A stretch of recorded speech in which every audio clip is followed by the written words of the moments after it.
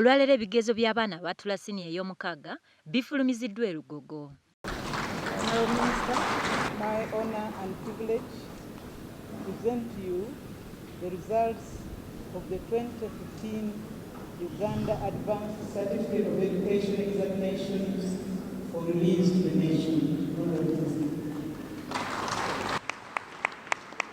Omuwendo gw'abaana abaatula ebigezo bino gukendedde bw'ogeraageranya n'abaana abaatula omwaka ogwa 2014.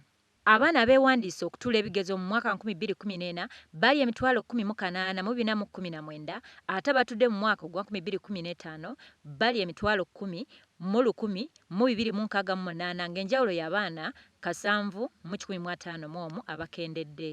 Ku bana 9987 be baatuula ebigezo omwaka oguwedde ate ng'omwaka 2014 abaana bali 10727 ekitegeeza nti abaana 7448 be beesazeeko boogeraageranya emyaka gyombi.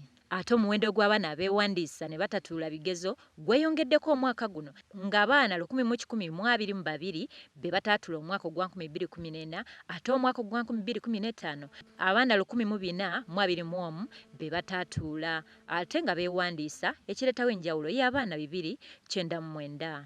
Wabula minisita w'ebyenjigiriza ebitandikirwako Oweekitiibwa Jesse Muyingo ategeeza nti eky'omuwendo gw'abaana abatuula siniya ey'omukaaga okukendeera tekinakuwaza nnyo kubanga kiraga nti abaana bangi bettanidde okugenda mu matendekero ag'ebyemikono ekintu kye bazze nga bayimbirira entakera.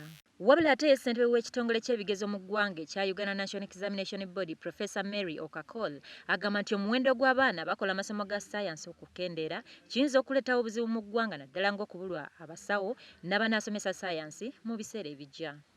Omwaka guno ebibuuzo by'abaana 279 bokka bye bikwatiddwa okuva mu masomero 16, ekintu ekiwadde minisita w'ebyenjigiriza Jessica Alupo akamwenyumwenyu era n'atendereza nnyo ekitongole ky'ebigezo ki UNEB okufuba okukendeeza omuze gw'okubba ebigezo bw'ogeraageranya n'emyaka egiyise. Centers which have persisted with malpractice, their center numbers will be withdrawn as I instructed UNEB to do that for those of Uganda Certificate of Education.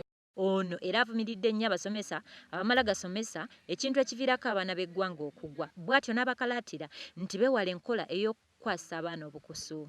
Ate yabadde ssaabawandiisi w'ekitongole kino eky'ebigezo mu Matthew Bukenya wano wasibulidde baminisita b'ebyenjigiriza olw'enkolagana ennungi gy'abadde nabo mu kiseera kyakoleddemu emirimu gye era n'asaba enkolagana eyo bagitwale mu maaso ne Dan Odong amuddidde mu bigere nga ssaabawandiisi wa UNEB omuggya.